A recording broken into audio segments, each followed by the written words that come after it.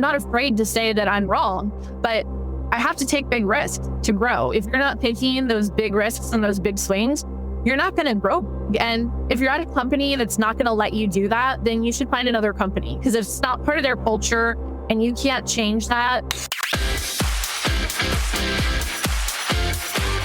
You're listening to the Affiliate Marketing Podcast, powered by Affiverse, ultimate destination for affiliate program news, insights, growth opportunities, partnerships, and affiliate program strategy. Whether you're an advertiser, publisher, platform partner, agency, or entrepreneur, we've got the tools, trends, thought leaders invited here to help you to thrive in the fast-changing digital economy.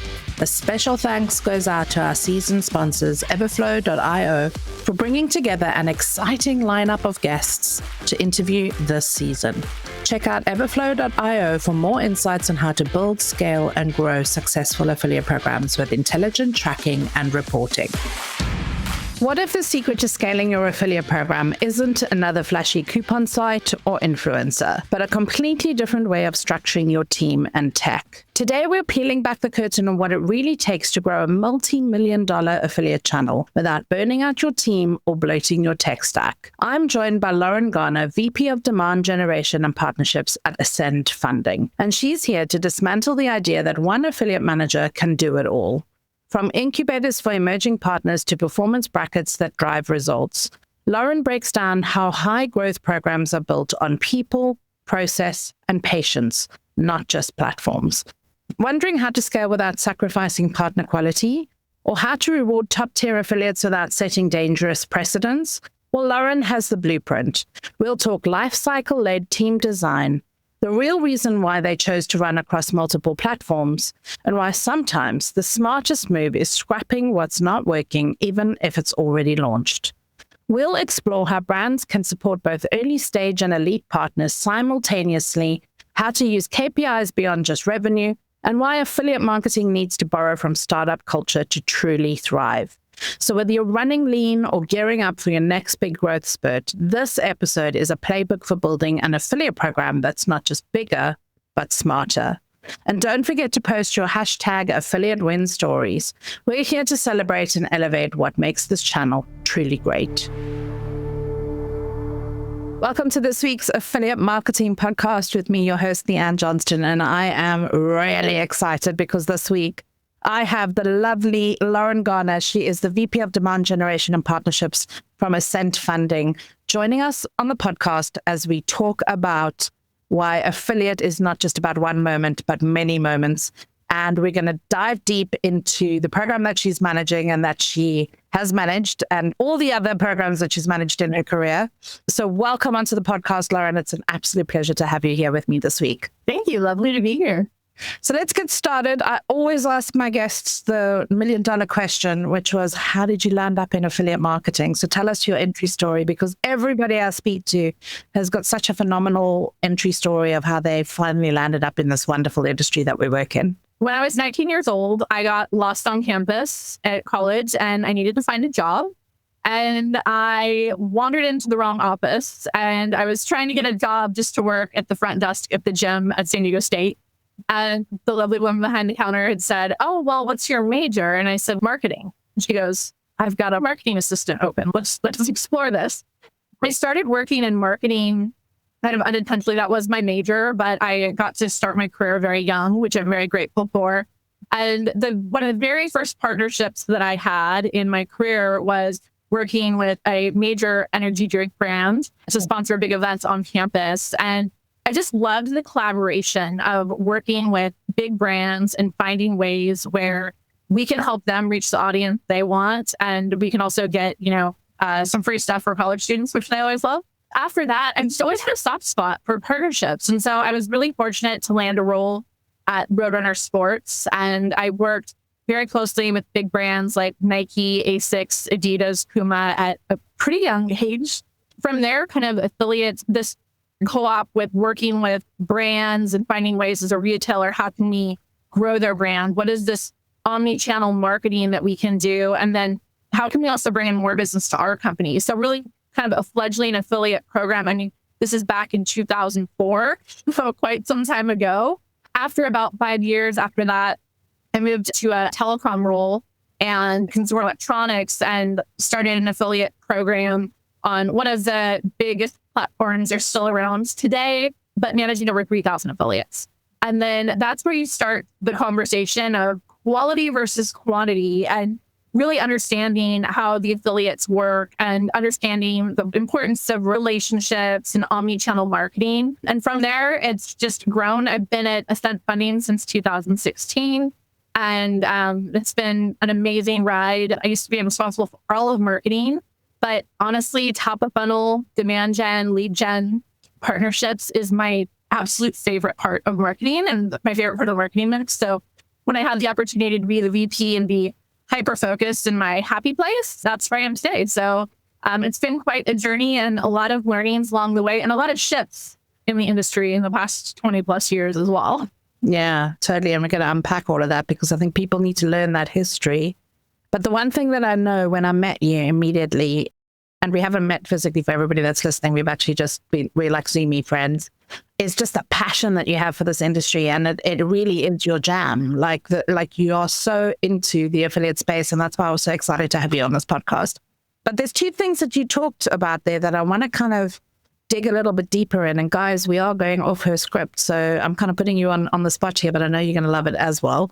Is you said, you know, from the time that you entered the industry till the time that we are now, so much has changed. So let's dig into that a little bit.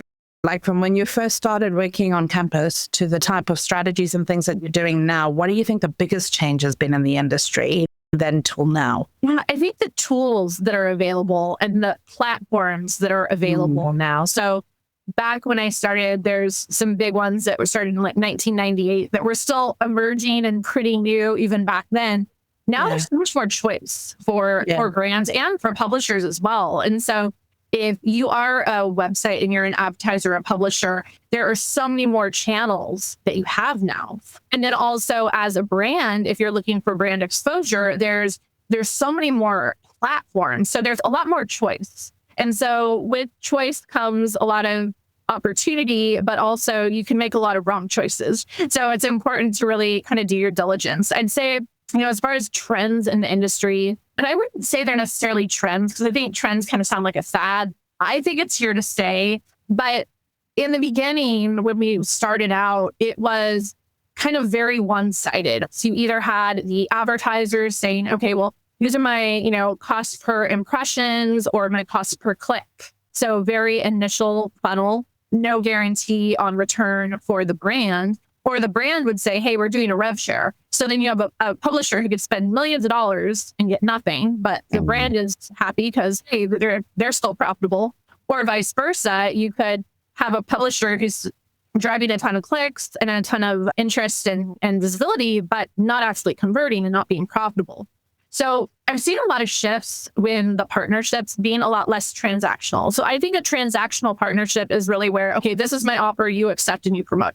You're not dealing with a person. You're not talking about strategy. It's literally just automated. And that's where, like when I was working with 3,000 plus publishers, 90+% of those were in that bucket. And they're not usually producing either, right? So they're kind of on this automated set. Forget it.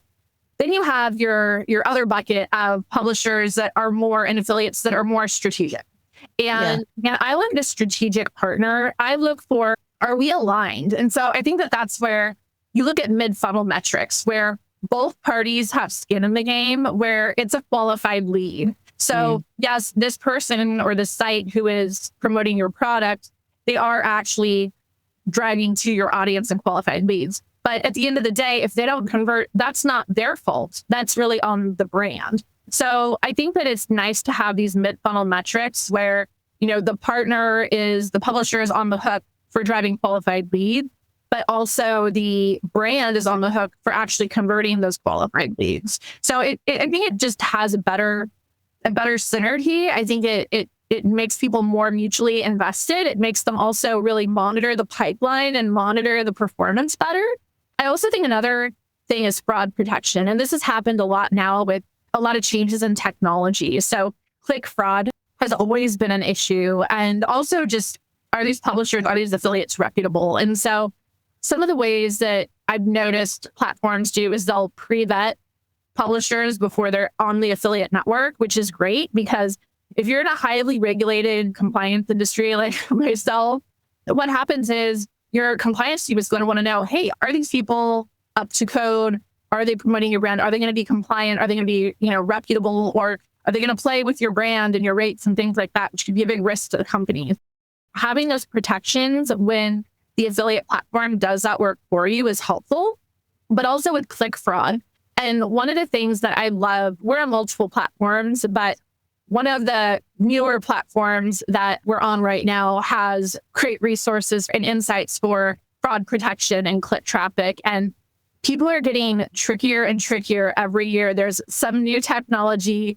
There's some way, and our partners are suffering for it too. So it's not just like it's a fraudulent flick on our end, but our partners, our affiliates also have a partner who's actually ripping them off. And so we had an instance with one of our big publishers. There was a $20,000 discrepancy, and we brought it to them because of our affiliate platform, said, hey, these are actually, they're on the same agent. They're not actually unique clicks.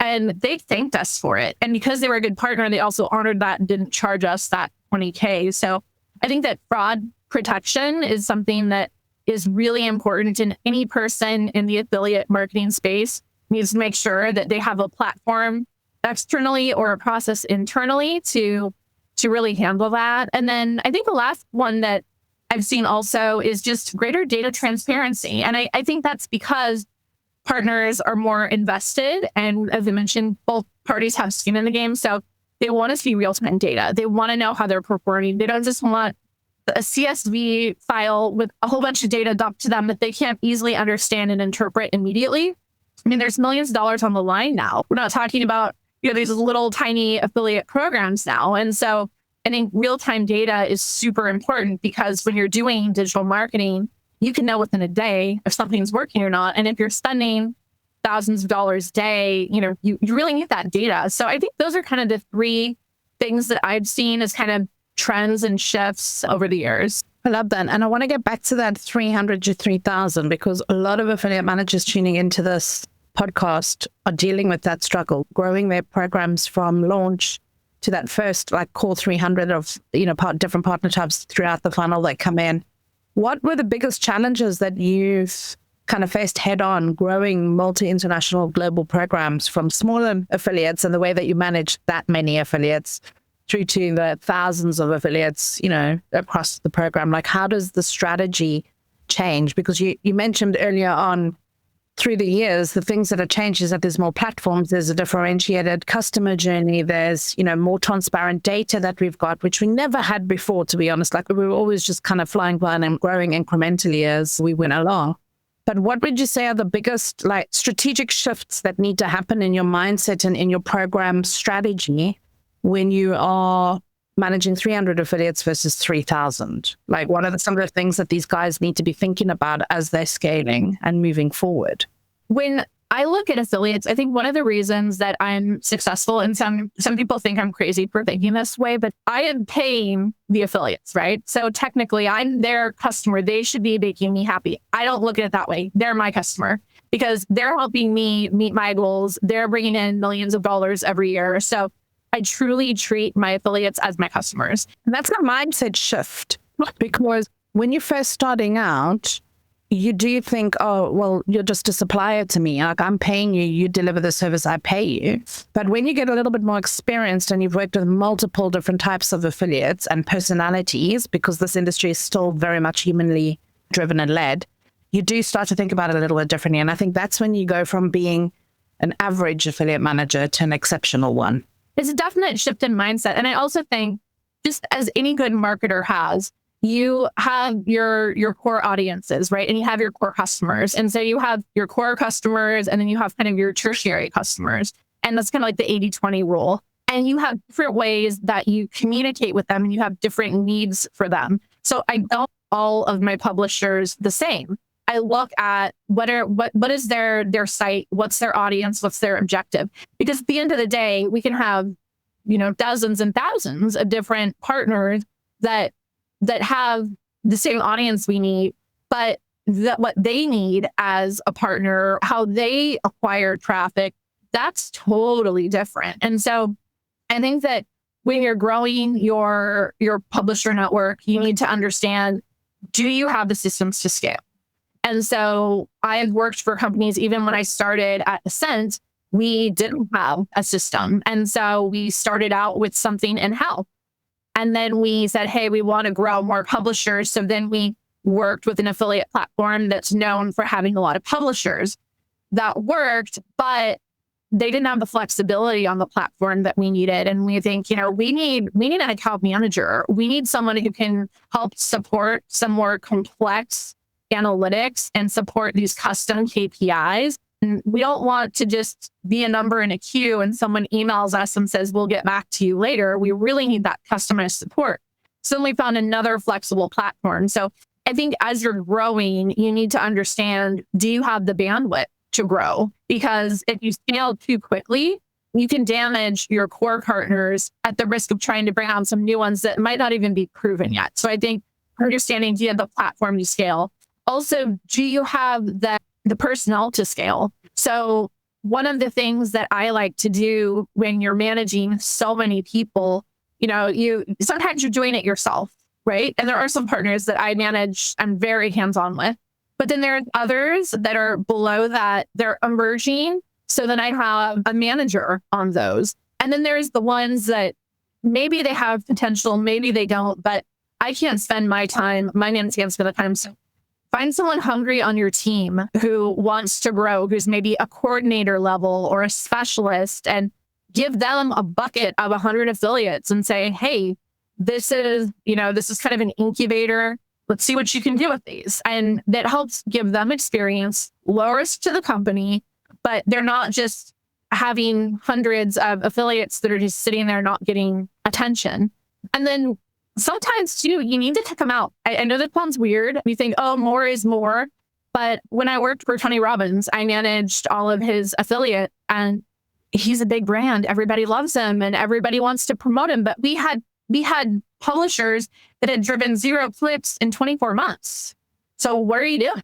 Like, are you just saying that so you can say you're affiliated with that brand? So some of the publishers, we gave a notice and we said, hey, we noticed you haven't been driving anything. We'd like to continue to partner with you. But if this isn't something that you want to continue, if we don't see performance, we're going to, discontinue the partnership. And it actually got a lot of air quote lazy publishers excited. And some of them we did let go, because even if it's just a set it and forget it, it can still be a drain of resources. You still want to look to see it performing. And, you still want to make sure, is your offer compliant on their site? Are they representing the brand appropriately? So there's still a lot of checks and balances, even if you have one of these publishers that's not producing anything. And it's also a risk if they haven't updated their site in 2 to 3 years. And let's say that you're in an industry where you have rates or terms and conditions, it's also a risk. So I think as you grow, you need to kind of keep those things in mind. Is your platform able to handle it? Is your team able to handle it? And, what is the risk if you do have, thousands of publishers that aren't active or working? And not just the scale, but also the different types of methodologies that you've just spoken about, because you spoke about, okay, you're going to need a team that's going to help the net newbies coming in. That means educate, train, support, handhold, dig for diamonds at the end of the day and kind of extract them out of the coal. And that's a certain skill set, right? That's a certain type of account manager that has the patience, the rapport building experience. And not everybody's like a social butterfly. Like some of us as affiliate managers, we're more BI and data orientated. And then you were saying, okay, and then there's the kind of like top tier partners that you still want to have a personal relationship with. So you've got to portion your time as dealing with the strategy and managing your team and doing all that stuff, but also giving them the time. And then you've got a manager who wants to come up the ranks and actually, prove themselves and have that target driven project to work on. And so there's this constant like evolutionary life cycle that happens in your affiliate program. And and this is kind of really important because a lot of brands still think, oh, I'll just hire an affiliate manager and they can run the whole program and do everything. But like you have just actually identified 3 different type of jobs within an affiliate team. It gets more complex than that. But then you also, sometimes people can get very myopic and focused just on, okay, revenue. But there is a brand component. And I think what's been interesting over the years is I've diversified my publishers and affiliates and diversified the KPIs and the payout and our cost of acquisition based on what the objective is. And this is where we come into the affiliates isn't just about the end moment. And this is really, really important, guys, if you're listening. What Lauren's just said is, because for people that aren't as advanced as what you are, you're talking about all the moments in the customer journey that you're tracking. And some of those affiliates you're giving higher top of the funnel targets to actually meet, and you're incentivizing them there. So maybe, leads or form fills or activations or signups to newsletters. And then other affiliates that are, more hard hitting, target driven, they're getting the kind of KPI for the sales, right? Exactly. And so I think it's a more sophisticated approach, and it also helps diversify the pipeline and funnel. And we have different budgets for brand versus budgets for acquisition and affiliates and partners. There are also so many options now, especially within the last 5 years. There's platforms that will specifically cater to influencers and more content generation as opposed to kind of a hardcore comparison marketplace. And so I think that once you've got the most important thing is get the dollars in the door, right? But then once you do, get creative and start to explore and figure out where else are there partners that maybe can build my brand awareness, or maybe even earlier on in the journey. So our goal is to help college students, but maybe there's partners that help high school students. So it's like, how could we do some lead gen campaigns with scholarships and things like that to help build that relationship early on? And then eventually, hopefully, when they need money for college, they think of us. And so it's really diversifying the platform as you go along and being open to kind of some new emerging partners, because the affiliate and digital landscape is changing. It's so dynamic. And I think it's always important to have some type of incubator or challenger, so then that way you're always improving and you're challenging yourself, you're challenging your team, you're challenging your partners to keep growing and get better every year. I love that word incubator, because I don't think many affiliate programs have that. They don't actually have an incubator for affiliates coming in where it's almost like like you would with an entrepreneur program. If you were starting a business, you kind of go to an incubator, you get taught, you get access to people. And I actually think that's a great idea for fledgling programs that are starting, is to actually build an incubator for the new affiliates coming in and start to look at how do they leverage other types of partnerships, because we all want to go for the high volume, visible traffic driving sites. And actually, if you're a smaller brand and you don't have massive budget, that's maybe not the first place to start when you're building your affiliate program. It's the obvious place to start, but it's maybe not the first place to start. So really getting deep into the data and understanding where your customer's coming from and that journey that customers are having, like you just said. Do you start with affiliates that are at the age group of the customer that you're trying to reach, which is college students, or do you start with affiliates that are actually 1 year before? And then where do those people hang out? And how are you nurturing that relationship to get brand recognition with them, so that when it does come time for them to make a decision, they're already comfortable with the brand that they want to choose, because you've been around them for 12, 18 months, whatever it is. It's like liquid gold that's just come out of your mouth. And I hope that everybody's listening to this, because it can work in many different industries, not just in the finance space.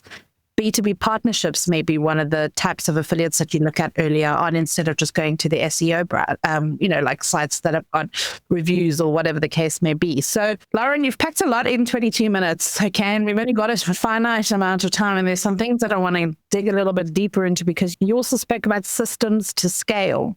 I know you've got very significant systems, but one of the things that we did talk about was, why did you choose in your current business to go onto multiple platforms? Because typically speaking, as an agency owner, I would not recommend that for e-commerce, like high stake, like normal, traditional run-of-the-mill programs, because it increases your admin and increases your costs. It can get a little bit messy if it's not managed properly. But you guys are doing that, and you're doing it incredibly successfully. So what led to that decision? Because some people listening might benefit from that strategy. Yeah, it's definitely a contrarian view. And I'm typically monogamous in everything except affiliate management.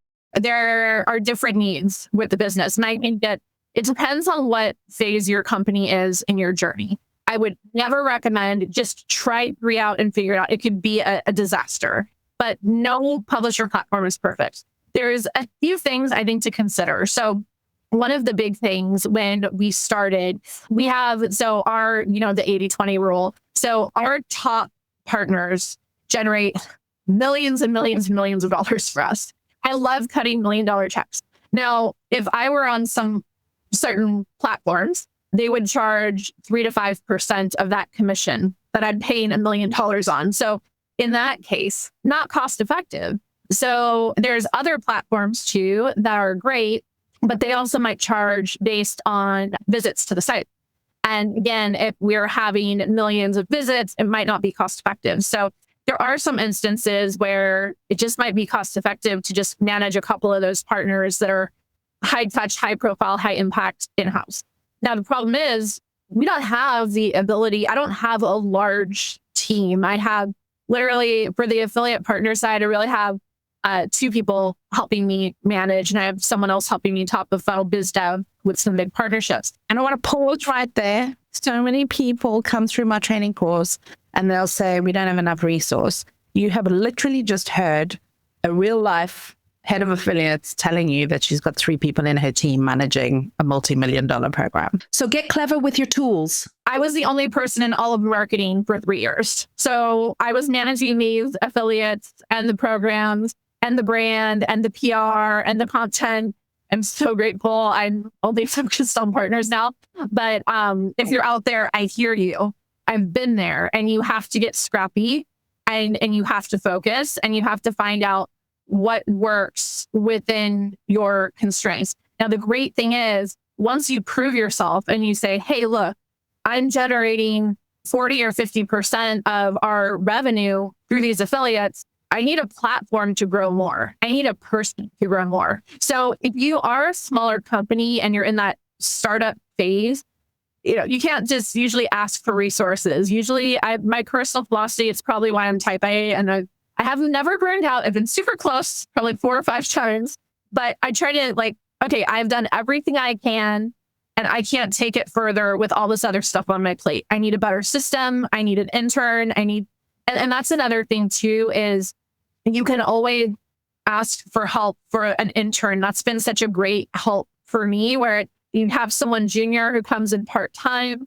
If you're helping them through college and get credits, it doesn't even cost the company anything. Then when they graduate, then you bring them on as a coordinator, then they can become a specialist and you keep growing. So, there are resources there, but I think going back to your question about why multiple platforms.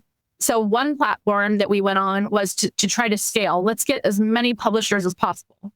And we got thousands of publishers, but they weren't generating meaningful volume for the companies. The cost the platform was charging, the quality of the publishers just wasn't that great. So then we start to form, more partnerships. Like when you think about affiliates and building relationships, you never know what companies someone else can go to. It's a small world out there. When you establish relationships with people, sometimes you need an affiliate platform to help you identify new partners. Sometimes you can do it yourself, but we knew in-house that it wasn't sustainable to bring on, a $1 or $5 million partner. And we're trying to keep, incrementally growing that channel on this in-house platform. So we found another platform. So we have basically 3 sources. And that platform does give us flexibility. It is a platform that has transparency. It has customizable reports so that publishers can see real-time data for how they're performing. And it is also able to use our custom KPIs and our custom data, where that original platform, which is a great platform and it's been around forever and they have a lot of publishers, but we have to stick within their parameters. And I don't have someone I can just call and say, hey, I'm having trouble. I need you to add this for this partner now. So I think that as you grow, you identify where the gaps are in the opportunities to grow and scale. And then, eventually maybe this platform that we've migrated to, maybe it will outpace and eventually replace the other 2. Right now it's not, but I think that you need to be savvy. Don't take it on too much. Do step by step. This happened over the course of 8 years. And I think you should start on one platform, but if it's not meeting your needs, like find a challenger, or give them some, if someone says, oh, you're my number one, it's fine. Like we'll work on this. And, it's slated for Q2 and then it's Q2 and then Q3, Q4, and you're just a number in a queue. Find another company that can better meet your needs. But the thing as well is what you've pointed out here, which is blindingly obvious to me, but for everybody listening, it might not be for you, is the fact that there is no blueprint. Lauren has had to build this as she was flying the plane at the same time, testing it day after day, sometimes potentially maybe failing at some of it, but then taking those failures and learning from them. And I think a lot of people coming into the industry, they're so hyper-focused on, I need to succeed. But the only way you do succeed is by failing. And you and I know this because we've done it for many years over and over. But it really is the only way that you get to learn. So get comfortable with failure because failure leads you forward. And that's the thing, too, is that if you're in the affiliate or digital marketing space, you have to create a culture of the move fast, break things, fail forward. If that's the thing, too, sometimes people get so scared to admit they failed. They'll let things run way too long. It's like, well, why you should have told me this 2 months ago when, so it's creating a culture, I think, not just in marketing, but in the company as a whole. And thankfully, I have a visionary CEO who really supports testing and iteration and saying it's okay to fail because at least we're testing and we're learning something. And I think that the word failure, it's worse. It's the worst F word in my opinion, because it really messes with people.